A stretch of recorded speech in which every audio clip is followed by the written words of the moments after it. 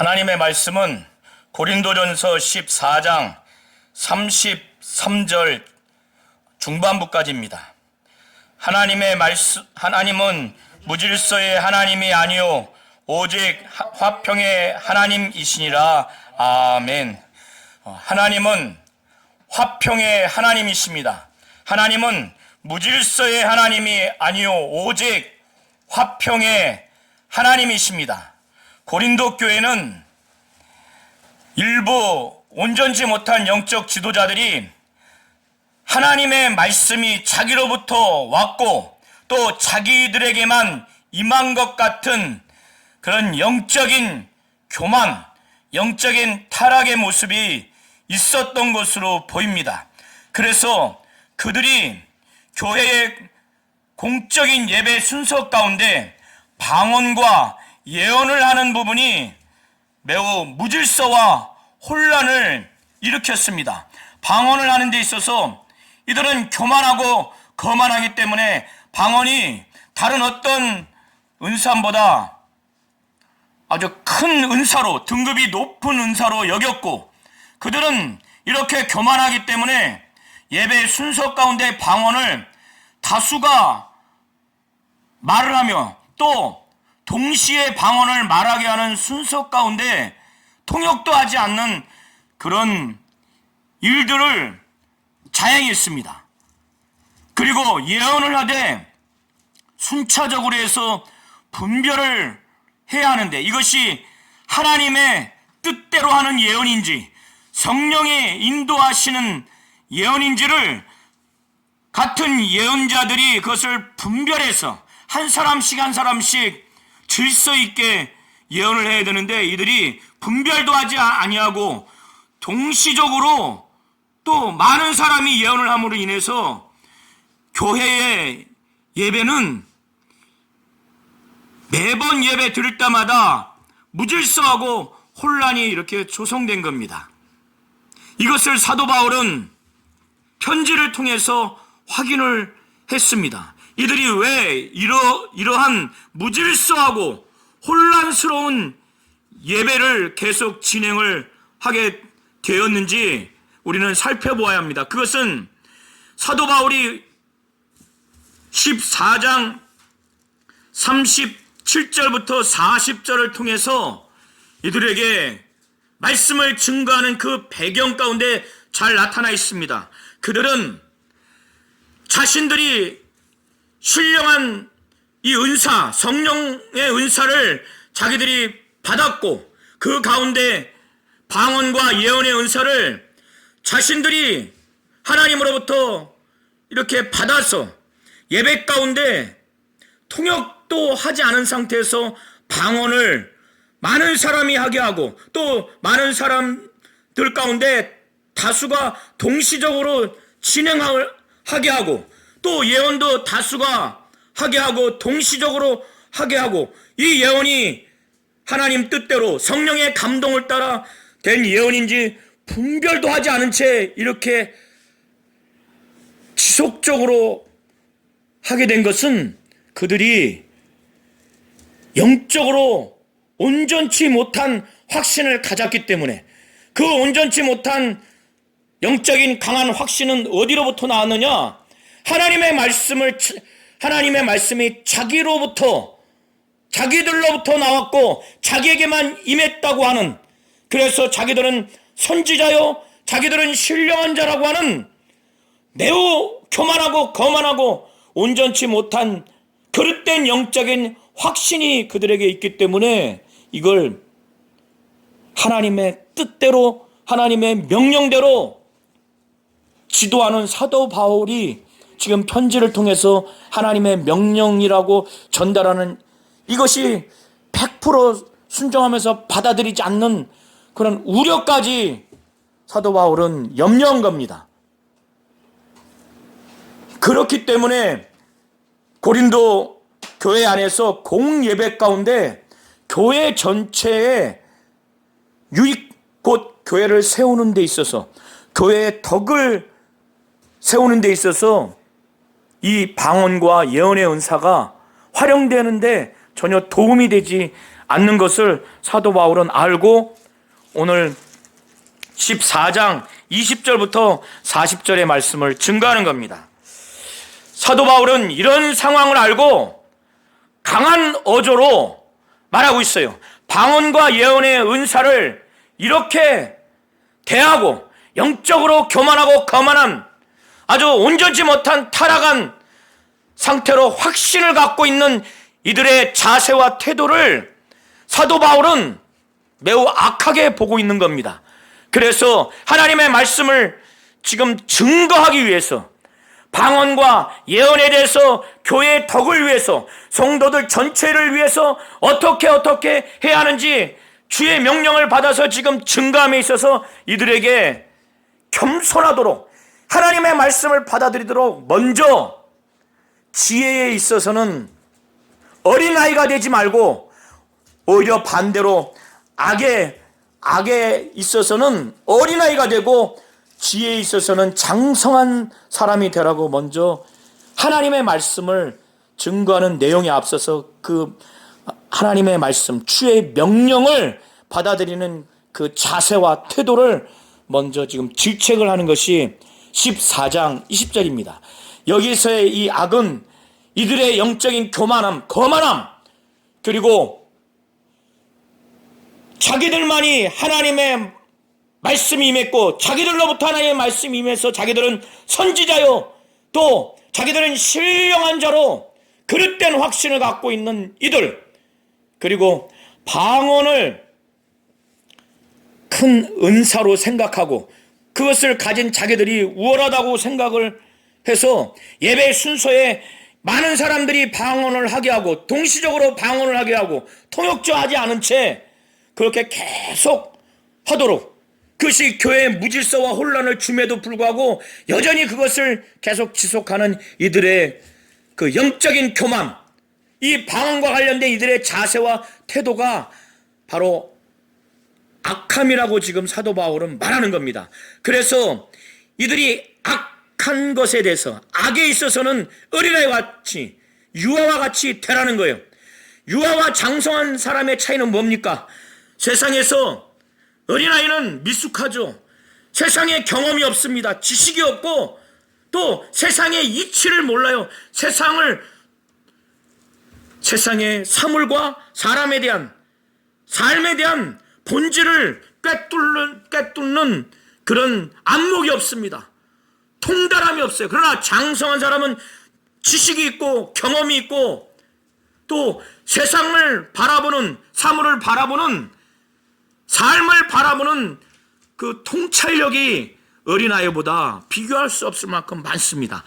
바로 악에게는 악을 인식하는 능력도 없고 악을 경험하지도 말고 악의 미숙한 악에 있어서는 어린아이가 되라는 거예요. 영적인 교만함, 거만함, 이 방언에 대한 은사, 이것을 이렇게 무질서하게 하는 이 부분에 있어서 아예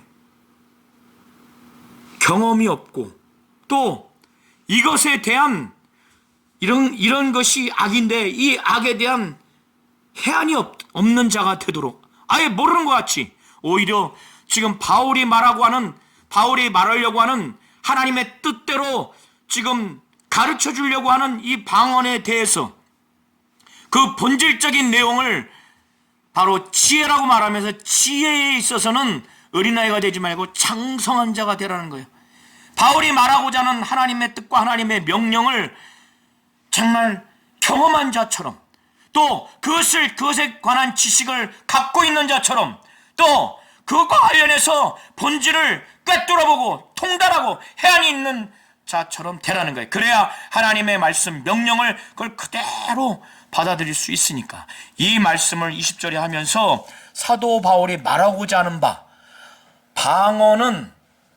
방언이 지금 무엇이냐면 방언은 믿는 자들을 위한 것이 아니라 믿지 아니하는 자들을 위한 표적이고, 오히려 예언은 믿지 아니하는 자들을 위한 것이 아니라 오히려 믿는 자들을 위하는 것이라는 것을 사도 바울은 말하는데 구약의 말씀을 근거로 해서 그것을 설명해 나갑니다. 이사야서 28장 11절 이하의 내용인데, 이사야서 28장은 이스라엘 민족이 하나님이 이사야 선지자를 통해서 말씀을 증거해서 회개하고 돌이키라고 했음에도 불구하고, 그리하지 아니하면 심판받는다고 하는 메시지를 전했음에도 불구하고 그것을 받아들이지 않았어요. 그래서 하나님은 저 강대국인 아수르, 아시리아, 그 강대국을 들어 사용해서 이스라엘을 침략하도록 그 심판의 도구로 아수르를 사용합니다.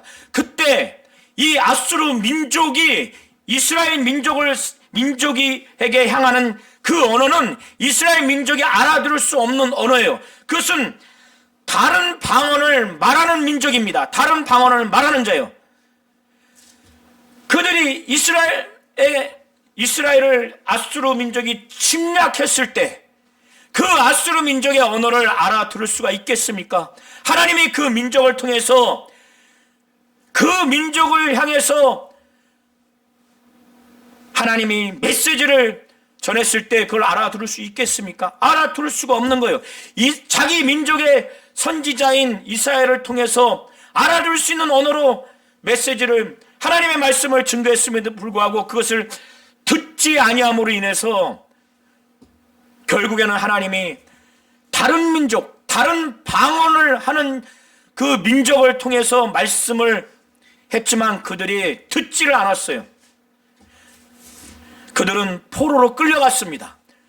사도 바울은 구약 이사야서 28장 11절 이하의 말씀을 인용하면서 이사야를 통해서 하나님이 말씀하시기를, 율법에 기록된 바 주께서 이르시되 내가 다른 방언을 말하는 자와 다른 입술로 이 백성에게 말할지라도 그들이 여전히 듣지 아니하리라 하였으니, 이스라엘 민족이 이사야를 통해서 하나님의 말씀을 듣고 믿지 않아서 결국에는 다른 민족, 다른 언어 민족인 아수르, 아시리아 민족을 통해서 하나님이 심판을 했습니다. 그러나 그들의 그 언어, 다른 방언을 말하는 자와 다른 입술로 이 백성에게 말할지라도 이스라엘 민족이 듣지 아니할 것이라고.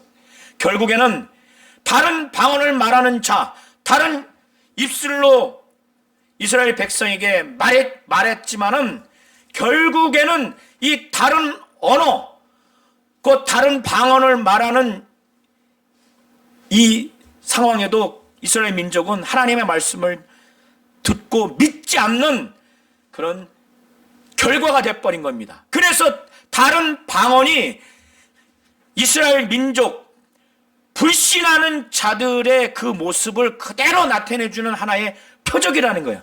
이것처럼 사도 바울은 우리 영의 기도인 이 방언의 은사를 받지 못했거나 이해하지 못하는 자들과 불신자들이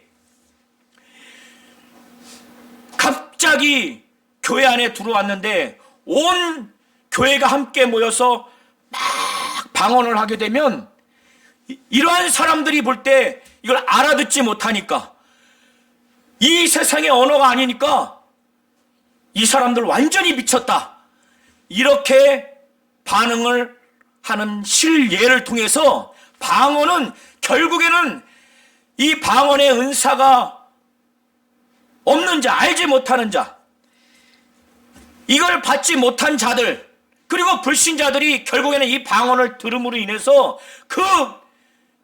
그나마 갖고 있는 작은 믿음과 아예 믿음이 없는 이 상태가 결국에는 하나님을 믿지 못하는 그 형국으로 아주 굳어진다는 거예요. 그래서 방언이 믿지 아니하는 자들의 표적이 된다는 것입니다. 그리고 반대로 예언은 믿지 아니하는 자들이 아니라 믿는 자들을 위하는 것이라는 거예요. 온 교회가 함께 만약에 모여서 다 예언을 한단 말이에요. 예언의 은사를 받은 자들이, 이 예언이 미래를 향한 하나님의 말씀일 수도 있고, 또 이미 기록된 복음과 진리와 또 기록된 말씀을 근거로 한 하나님의 말씀일 수도 있습니다. 그런데 이 예언의 은사를 받은 자들 전체가 다 순서적으로 또 분별을 통해서 예언을 하게 되면 믿음이 초신자인 자들, 또 예언의 은사를 잘 알지 못하고 받지 못한 자들과 불신자들이 자기들이 알아듣는, 들을 수 있는 말로 하니까 성령의 역사하심으로 인해서 그들이 뭐냐면 이 예언의 은사를 받은 자들 모두에게 책망을 받는다는 거예요. 막 성령의 역사하심으로 인해서 그들에게 막 책망을 하는 말씀이 증거되니까 책망을 받는다는 거예요. 그리고 그들 모든 사람에게 판단을 받는다는 거예요.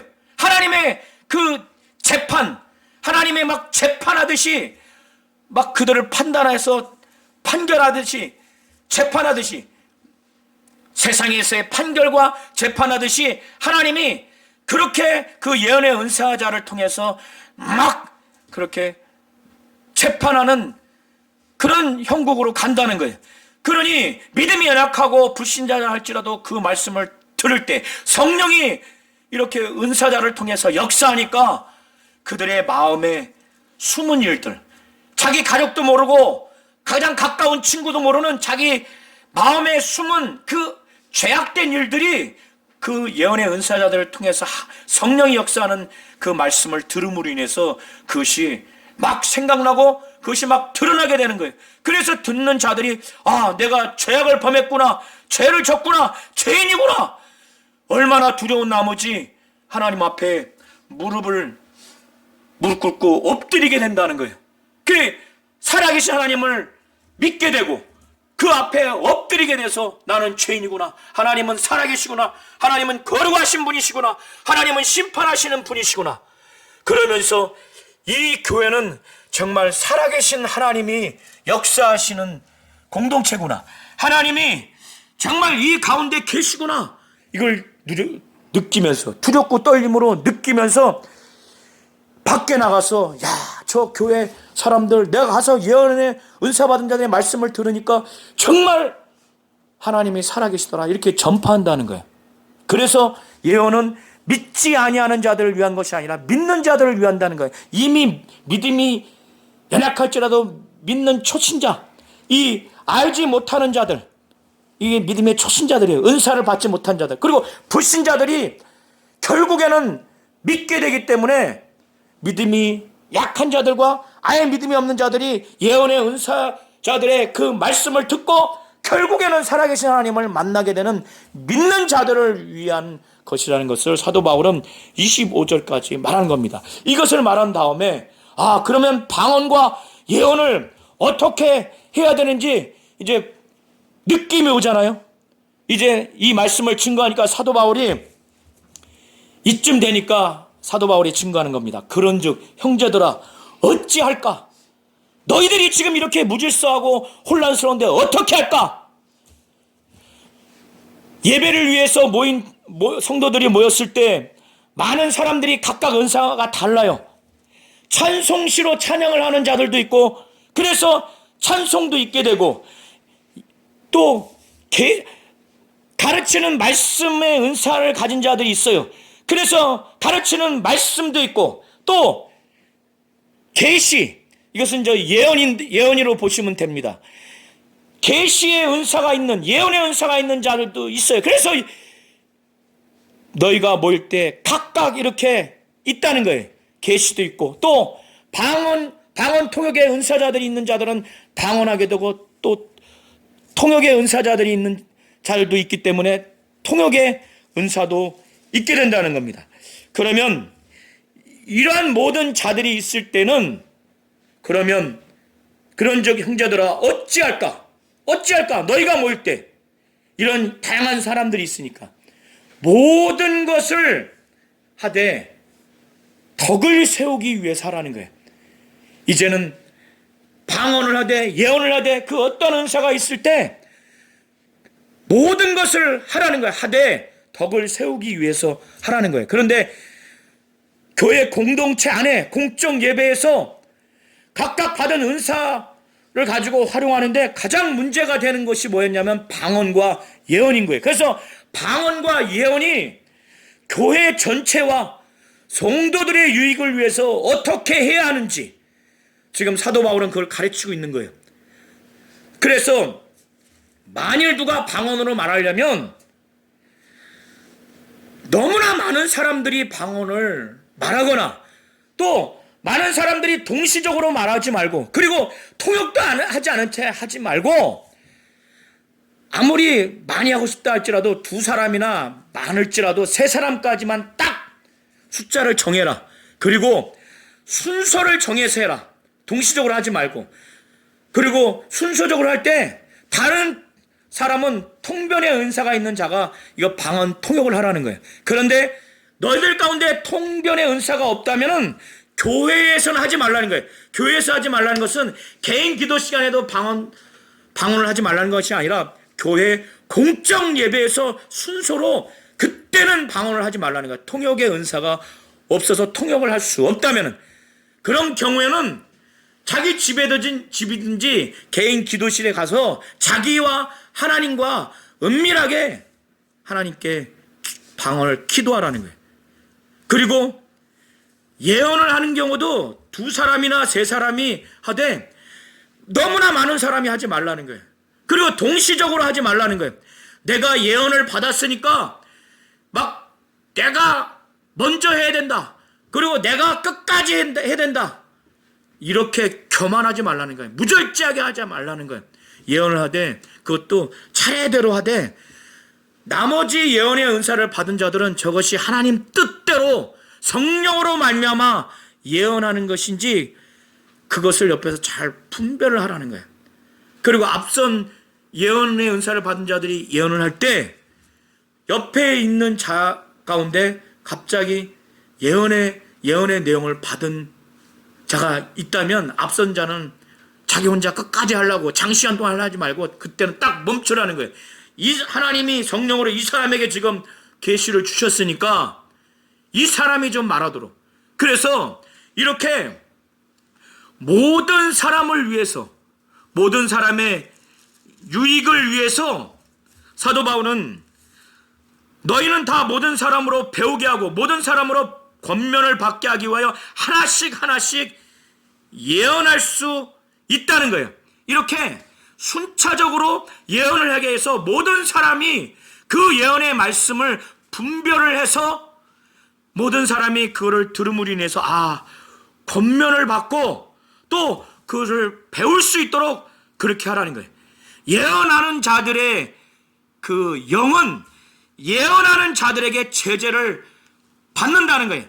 자기가 비록 지금 하나님께 성령으로 말미암아 예언의 은사를 받아서 예언을 할 경우에 자기 자신도 자기를 제어할 수 있도록 절제할 수 있어야 한다는 거예요. 질서를 위해서. 그리고 다른 예언을 받은 자들이 또 이것이 하나님의 뜻인지 성령으로 말미암은 것인지 그거를 분별해서 아니라고 하면은 정지시켰을 때 제재를 받아야 되고, 또 그것이 정당하다 할지라도 지금 하나님이 성령으로 곁에 있는 다른 사람에게 예언을 하도록 계시를 주셨다면은 이 사람이 말하도록 앞선 사람은 잠잠하라는 거야. 이렇게 예언하는 자들의 영이 예언하는 자들에게 제재를 받아야 된다는 거야. 자기 자신뿐만 아니라 다른 예언 받은 자들에게 제재를 받아야 된다는 거야. 왜 사도 바울이 이렇게 말하냐면, 하나님은 예언과 방언을 통해서 이렇게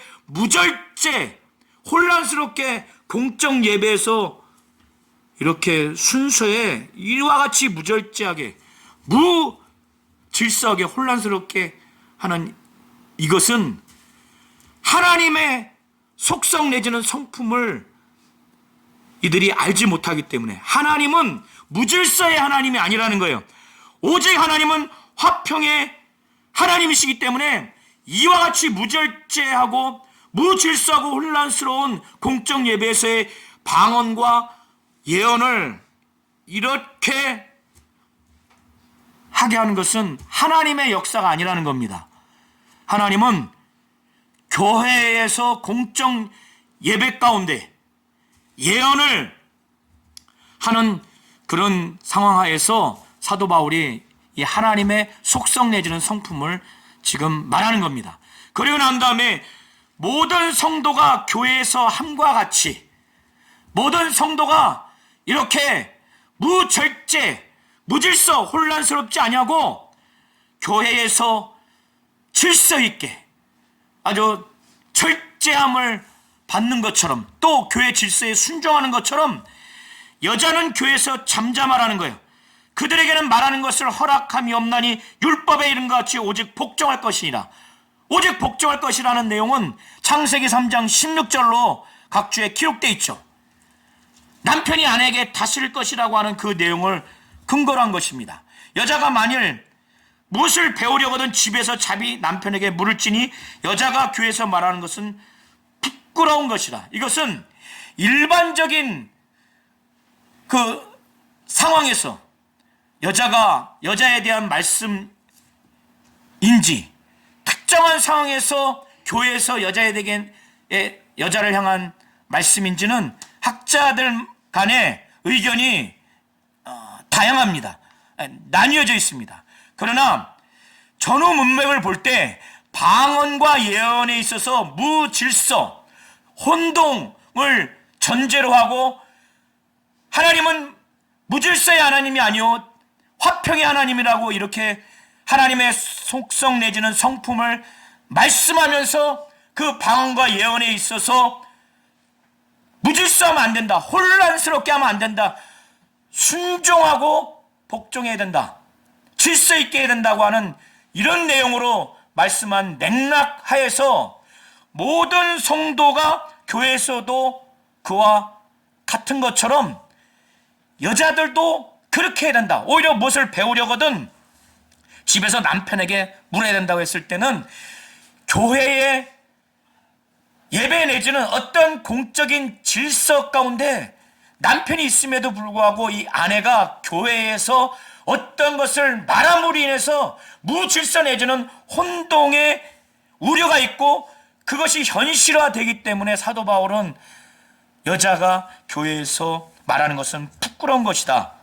무엇을 배우려거든 남편에게 물어야 된다. 그들이 교회에서 잠잠하고 그들에게 말하는 것을 허락함이 없다. 율법에 이른 것 같이 오직 복종할 것이라. 이런 말씀은 이런 맥락하에서 사도 바울이 말씀을 증거한 것으로 보여집니다. 그리고 난 후에 사도 바울은 지금까지 방언, 예언, 또 이런 교회가 무질서하고 혼란스럽지 않도록 하기 위해서 모든 성도가 이렇게 질서 있게 순종하고 복종하는 것 같이 여자도 교회에서 그렇게 하라고 한 이 말씀을 이들이 쉽게 받아들이기는 어려울 겁니다. 그래? 왜? 이들은 영적으로 교만하고 거만한 게 있기 때문에 자기들로부터 하나님의 말씀이 증거되고 있고 나타나고 있고 자기들에게만 하나님의 말씀이 있다고 하는 영적인 거만이 있고 그들은 자기들이 선지자 그리고 신령한 자로 이렇게 생각하고 있기 때문에 이런 우려가 있기 때문에 사도 바울은 그거를 알기 때문에 36절 37절을 통해 8절까지 이것을 배경으로 해서 지적하는 겁니다. 하나님의 말씀이 너희로부터 난 것이냐 또는 너희에게만 임한 것이냐. 만일 누구든지 자기를 선지자나 혹 신령한 자로 생각하거든 내가 너희에게 편지하는 이 글이 주의 명령인 줄 알라. 만일 누구든지 알지 못하면 그는 알지 못한 자니라. 네. 지금 그들의 모습을 지적하는 거예요.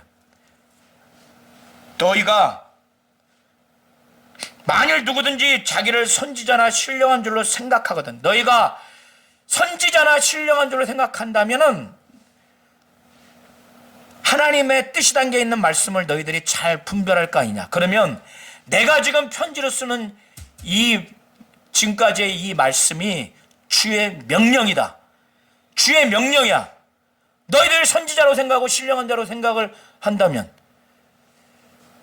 내가 지금 너희들에게 편지로 쓴 이게 명령이야. 내 의견이 아니라. 그런데 사도 바울이 말한 이 명령을 주의 명령으로 이들이 만일 누구든지 알지 못하면 그는 알지 못한 자들이니 그들이 만약에 이거를 인정하지 않는다면 그들도 인정함을 받지 못한다는 거예요. 이것은 이들이 주의 명령으로 이거를 인정하거나 받아들이지 않으면 하나님 내지는 성도들에게 이들이 하나님의 사람으로서 인정을 받지 못한다는 거예요. 그렇게 알려지지 못한다는 거예요. 이거 굉장히 심각한 아주 말씀입니다. 이 말씀을 사도 바울이 한 것은 주의 명령으로 받아들이라고, 교만하고 거만하지 말고.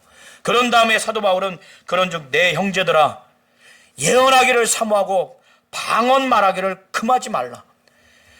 예언이 알아들 수 있는 쉬운 언어로 전달하기 때문에 이것이 많은 사람을 배우게 하고 건면하게 하고 위로하게 되고, 그렇게 돼서 예언하기를 사모하되 방언 자체는 사도 바울은 금기시하는 게 아니기 때문에 방언 말하기를 금하지 말라는 거예요. 방언을 많은 사람들이 공적 예배 순서 가운데 말하고 동시적으로 말하고 통변도 없이 하니까 지금 그걸 지적하는 것이지 방언 자체를 금하는 게 사도 바울은 아닙니다. 그러고 난 다음에 사도 바울은 이제 하나님의 뜻이 담겨있는 하나님의 말씀을 지금 전달을 했잖아요. 이 모든 것들을 잘 전달했으니 이제 너희는 모든 것을 품위 있게 하고 질서 있게 하라는 거예요. 그래서 교회에서 공적 예배 가운데 많은 은사자들이 있을 때 무질서, 무절제, 혼란스럽게 하지 말고 방언과 예언에 대해서 지금 어떻게 하라고 가르침을 받았잖아요. 모든 성도들과 특별히 여자들이 어떻게 해야 되는지 말씀을 들었으니 이제 모든 것을 품위 있게 하고 질서 있게 하라고 이렇게 말합니다. 하나님은 무질서의 하나님이 아니라 오직 화평의 하나님이십니다. 그래서 하나님의 뜻을 안다면, 하나님의 뜻이 담겨있는 하나님의 말씀을 성령으로 증거했을 때 이것을 받아들이고 이걸 깨달았다면은 오늘 사도 바울이 말한 이 고린도 교회에서는 공적 예배 가운데 이렇게 무질서하고 혼란스럽고 하는 이런 방언과 예언, 또 여자들이 어떻게 처신해야 되는지에 대한 이 부분에 대해서 말씀을 증거하면서 모든 것을 품위 있게 하고 질서 있게 하라고 말씀한 내용과 또 똑같은 현상에서 그렇게 해야 되겠지만, 똑같은 상황이 아니라 할지라도 교회 전체적으로 또 가정에서든 어디든 믿는 자들이 모인 가운데는 하나님은 무질서의 하나님이 아니라 오직 화평의 하나님이시기 때문에 어떤 것을 했을 때는 하나님의 뜻이 담겨있는 하나님의 말씀대로 성령이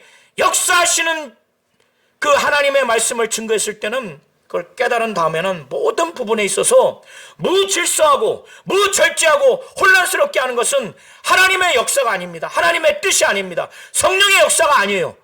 왜 그런가 하면 하나님은 무질서의 하나님이 아니라 오직 하나님은 화평의 하나님이기 때문에, 그래서 이 고린도 교회처럼 공적 예배의 은사를 어떻게 해야 되는지에 대한 부분과 또 여인들이 어떻게 해야 되는 부분과 뿐만 아니라 그 외에 다양한 부분에 있어서, 다양한 문제에 있어서도 하나님의 속성 내는 성품과 같이 하나님은 무질서의 하나님이 아니라 오직 화평의 하나님이시기 때문에 모든 것을 하되 품위 있게 질서 있게 하는 것이 하나님의 뜻이요, 그것이 바로 성령의 역사라는 것을 우리 모든 성도님들이 잘 아시기를 예수의 이름으로 축원합니다.